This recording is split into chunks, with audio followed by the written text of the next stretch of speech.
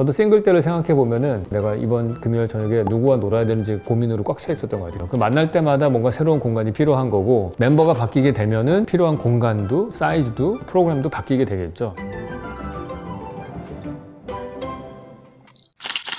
네, 안녕하세요. 워슨 여러분. 이번 시간에는 공간 대여에 대해서 좀 얘기를 나눠보려고 합니다. 우리나라 사회를 보면은 근본적으로 되게 공간이 부족한 사회라는 걸 알 수가 있어요. 기본적으로 너무 많은 인구들이 갑작스럽게 도시에 몰렸고요. 전 국민의 거의 절반 가까이가 다 수도권에 살지 않습니까? 급격하게 늘어난 인구를 대체하기 위해서 건물을 빨리 지을 수도 있는 그런 경제력도 아니었거든요, 예전에. 항상 공간이 부족해서 우리는 공간을 빌려 쓰는 거가 옛날부터 좀 잘 돼 있었던 것 같아요. 우리나라에만 있다고 생각하진 않는데 하여튼 우리나라의 독특한 모텔 문화가 하나 있죠. 그 대실 문화라고 있어요. 방을 3시간 단위로 빌려가지고 쓰는 거죠. 하루가 24시간인데 3시간만 빌려 쓴다는 얘기는 하루에 8명이 다른 사람이 쓸 수 있다는 얘기잖아요. 그러니까 8명이 나눠 쓰는 그러한 식으로 됐던 거는 호텔을 8배를 지을 수는 없으니까 그렇게 시간당으로 나눠서 공간을 나눠서 썼습니다. 그게 사실 모텔을 비롯해서 대표적으로 우리나라에서 그런 식으로 시간당으로 공간을 빌려 쓰는 것들은 커피숍을 들 수가 있겠죠. 요즘에 들어서는 좀 다양해졌습니다. 스타디룸도 빌리기도 하고 녹음 스튜디오도 빌리기도 하고 풋살 경기장을 빌리는 것도 있고 그래요. 자동차 렌트카 같은 경우도 공간을 빌리는 거다 그렇게 볼 수 있겠죠. 이게 우리나라 사회에서 공간이 부족하기 때문에 공간을 시간당으로 빌리는 비즈니스가 많아 왔는데 최근 들어서 그게 더 가속화되고 있고 더 늘어났습니다. 그 이유는 스마트폰의 영향이 큰 것 같습니다. 특히 스마트폰에 카메라가 달려있기 때문에 우리가 내가 체험하는 공간을 찍어서 올릴 수가 있게 됐죠. 그래서 과거에는 우리가 공간을 내 것으로 드러내려면 공간을 소유하는 수밖에 없었거든요. 내가 소유해서 그걸 나를 드러내는 방식으로 썼는데 문제는 내가 집을 만약에 좋은 걸 샀다. 그렇다 하더라도 이거 집들이 하기 전에는 사실 보여줄 방법이 없는 거죠. 요즘 어때요? 그냥 집을 사지 않더라도 어디 카페에 가서 사진을 찍어서 내 SNS 공간에 올리면은 그게 내 공간이 되는 거죠. 그래서 내가 스마트폰 카메라에 달려있는 그걸로 사진을 찍고 내 공간인 SNS, 인스타그램이나 페이스북에다가 올리면은 내가 찍은 공간의 사진들이 결국에는 디지털 벽돌이 돼서 가상 공간 안에서 나의 공간을 구축을 한다. 이렇게 볼 수가 있는데 그게 나를 드러내는 새로운 방식입니다. 그래서 공간이 소유하는 개념에서 소비하는 개념으로 좀 바뀌어 나가고 있어요. 과거에는 내가 뭔가를 경험하고 소비하는 것들을 표현할 방식이 없었는데 지금은 사진을 찍어서 내 개인 SNS 공간에 올릴 수 있는 그런 방법이 생겼기 때문에 더 열심히 더 그런 걸 찾아다니고 표현하는 방식으로 더 그 시장은 점점 커져가고 있다 이렇게 볼 수 있습니다. 그래서 이러한 것들을 전체적으로 큰 경향을 하나의 말로 공유경제라고 보통 얘기를 하죠. 우리가 모든 것들을 다 소유할 수는 없으니까 소유하고 싶어하는 사람들은 늘어났고 공간이나 물건은 제한적이고 그래서 이것들을 공유하자. 필요한 사람들이 필요한 때에 빌려 쓸 수 있게 하자. 근데 이거 되게 상당히 어떻게 보면은 아이디어라고 유토피아적인 생각인 거죠. 우리가 나눠 쓰면은 특별하게 모든 사람들이 많은 걸 소유하기 위해서 노력하지 않고선도 더 많은 것들 즐길 수 있다. 모든 사람들이 나눠 쓰자라는 사회주의 개념이 그 안에 좀 녹아져 있는 것 같고요. 근데 그거를 실현시키기 위해서 IT 기술이 또 도입이 됐고 그렇다고 해서 그게 자본주의를 떠나서 만들어진 것도 아니잖아요. 그 많은 시스템들이 돈을 내고서 빌려 쓰는 거니까. 그래서 공유경제는 저는 공식으로 표현을 한다면은 사회주의에다가 IT를 곱한 다음에 자본주의를 나눴다 이렇게 표현을 해요. 그래서 그 모든 것들이 믹스가 되어 있는 새로운 소비의 트렌드다 이렇게 생각을 합니다.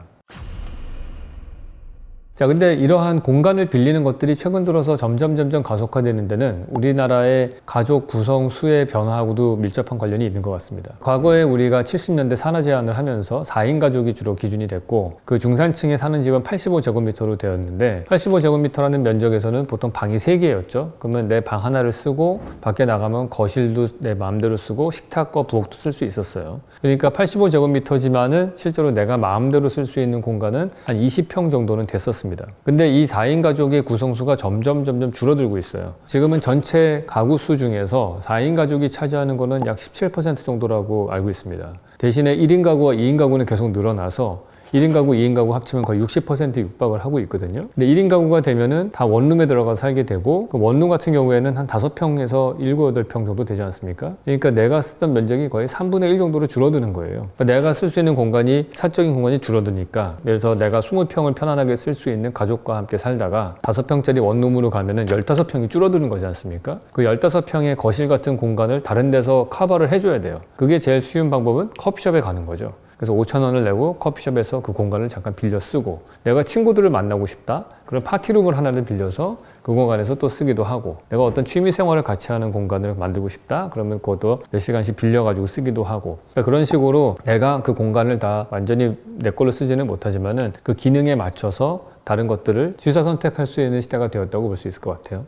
또 하나 우리가 고려해야 될 변수가 또 있죠. 개인주의가 점점 늘어나고 있어요. 1인 가구, 2인 가구가 늘어나고 당연히 결혼도 늦게 하고 아이도 늦게 나면은 그만큼 훨씬 더 개인의 파편화된 것들이 더 강조되고 또 혼자서 생활하는 시간이 길어지면 질수록 내가 만나는 사람들의 집단도 여러 가지 다양한 형태로 바뀔 수밖에 없죠. 제가 학교 다닐 때만 하더라도 거의 30살 전에는 반드시 결혼해야 되는 걸로 알았거든요. 30 전에는 결혼하고 뭐 애를 낳고 그렇게 돼서 4인 가족을 30대 초반에 구축을 하면은 사실은 그 가족 구성원들끼리의 강력한 유대 관계가 딱 결속이 되기 때문에 다른 사람들과 시간을 보낼 어떤 여지가 별로 없었거든요. 근데 요즘에는 계속해서 혼자 있으니까 다른 사람을 만날 수 있는 그런 생활들이 더 많아지는 거죠. 저도 싱글 때를 생각해 보면은 금요일 날 오후 한 3시 정도만 되면은 내가 이번 금요일 저녁에 누구와 놀아야 되는지 고민으로 꽉 차 있었던 것 같아요. 계속 문자하고 어떻게든 건수를 만들려고 노력을 했던 기억이 나거든요. 40 될 때까지 계속 그렇게 살았다고 생각을 해보세요. 그 만날 때마다 뭔가 새로운 공간이 필요한 거고 그럴 때마다 사람들이 만나는 구성 팀 멤버들도 계속 바뀌고 멤버가 바뀌게 되면은 자연스럽게 필요한 공간도 사이즈도 프로그램도 바뀌게 되겠죠. 근데 그런 것들이 내 개인으로 본다면은 과거에 결혼한 사람들은 집과 직장만 있었다면은 혼자서 생활하는 사람들은 원룸에 살면서 직장을 다니고 그 다음에는 또 다른 다양한 사람들의 모임에 맞춰서 그 기능에 맞춰서 다양한 공간들이 더 필요해지게 될 수밖에 없다 이렇게 볼 수 있을 것 같아요. 근데 거기다가 또 하나 지금 몇 번의 계속 변화의 물결들이 오는데 거기에 아주 큰 파도가 하나 더 온 게 코로나라고 하는 전염병이 또 왔어요.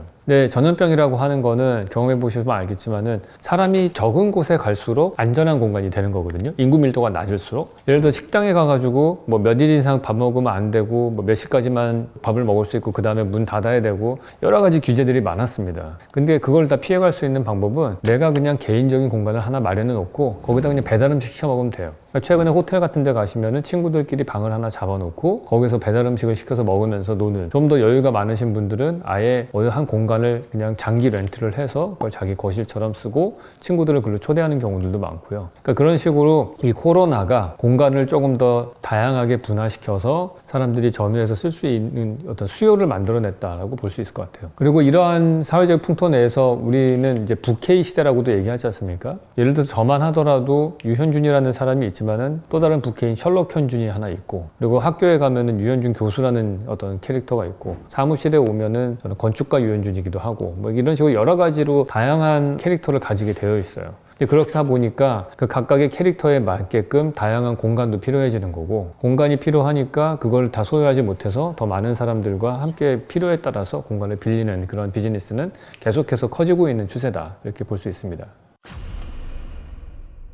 인간의 공간과 역사를 쭉 살펴보면은 수렵 채집의 시기에 사람들을 생각해 보시면은 먹을 걸 구해서 계속해서 떠돌아다니고 그랬습니다. 그때가 엄청나게 넓은 면적들을 소비하면서 살았던 시대라고 볼 수 있어요. 보통 한 사람의 수렵 채집인이 살기 위해서는 100만 제곱미터의 땅이 필요했다 얘기를 하거든요. 되게 넓은 면적을 공유하면서 살았었는데 그러다가 농업 경제가 되면서 사람들이 비로소 정착을 하고 살기 시작을 했죠. 근데 과거의 농업 경제 시대의 사람들은 뭐 우리야 지금 여러 군데를 다니지만은 조선 시대 때 사람만 하더라도 백리를 벗어나지 않고서 평생 살았던 사람도 있을 거라고요. 어떻게 보면은 그 넓은 공간을 소유하던 사람들을 한 장소에 머무르게 하면서 평생 동안 소비하는 공간을 되게 축소시켰다 이렇게 볼 수 있습니다. 뭐 18세기, 19세기 거치면서 뭐 증기기관차도 발달이 되고 뭐 범선이나 여러 가지 교통수단도 발달하고 상업이 발달하면서 서서히 우리 인간의 영역들이 폭이 넓어지기 시작을 했죠. 그래서 현대 사회에 와서는 우리는 지금 뭐 12시간이면 비행기를 타고 유럽에 갈 수도 있는 세상이 됐고 뭐 여러 가지로 우리는 공간을 확장시킬 수도 있고 텔레커뮤니케이션을 통해서 먼 곳에 있는 사람과 직접 소통할 수도 있는 그런 세상이 됐어요. 그러니까 공간적인 면에서 보면은